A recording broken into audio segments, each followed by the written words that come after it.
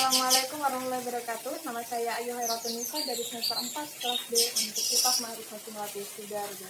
Saya akan menjelaskan tentang analisa fosfat. Yang pertama saya akan menjelaskan tentang apa itu fosfat. Fosfat merupakan ion atau senyawa yang berbahaya yang dapat menurunkan kualitas perairan dan juga dapat membahayakan kehidupan makhluk hidup.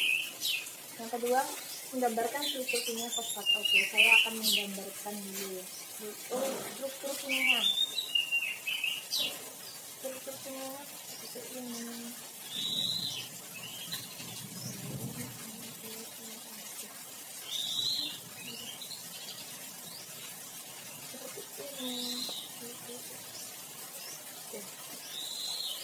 Kemudian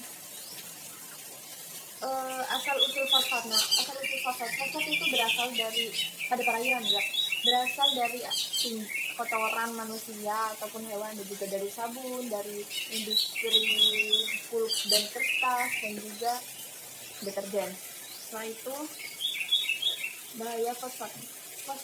Apabila pada perairan kadarnya terlalu tinggi, itu dapat membahayakan pada kehidupan perairan dan juga dapat mempercepat pertumbuhan alga yang mengakibatkan sinar itu nggak masuk dalam perairan, ya, berkurang masuknya sinar matahari itu dalam perairan. Kemudian prinsip analisis fosfat. Dalam pengukuran fosfat, amonium oksidat dengan SnCl2 direaksikan dan membentuk senyawa warna biru dan dibaca pada fotometer UV dan panjang gelombang 650 nanometer. Kemudian prosedurnya yaitu 25 mili sampel, kemudian 0,25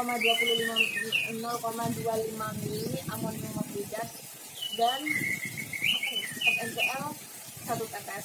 Itu dihomogenkan, kemudian dibiarkan 7 menit. Setelah itu dimasukkan dalam pusat, dibaca pada fotometer UV 640 nanometer. Kemudian mahasiswa mampu membuat larutan induk fosfat. Larutan induk fosfat itu dari KH2PO4 atau kalium hidrogen fosfat. Itu ditimbang 0,1 gram kalium hidrogen fosfat dan diencerkan dalam aqueous pada labu ukur 100 ml.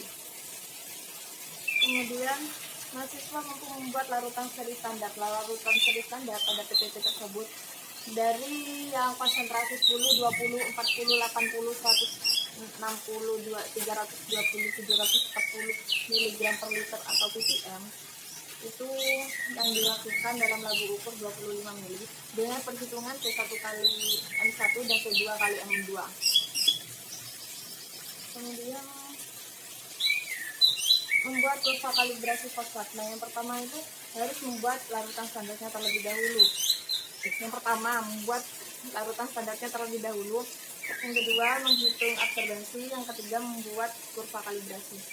Kemudian perhitungan konsentrasi ini menggunakan rumus Y sama dengan AX plus B, yang Y-nya ini adalah absorbensi, yang X ini konsentrasi, A-nya ini gradien garisnya, yang B ini konstantanya. Jadi Y sama dengan AX plus B. Kemudian menjelaskan tentang batas maksimum kadar air yang tadi itu tinggal dimasukin angkanya. Kemudian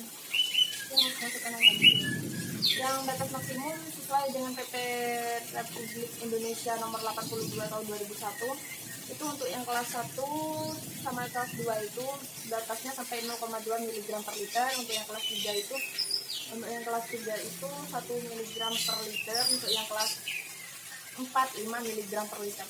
Sekian penjelasan dari saya, kurang lebihnya mohon maaf bila banyak kesalahan. Wassalamualaikum warahmatullahi wabarakatuh.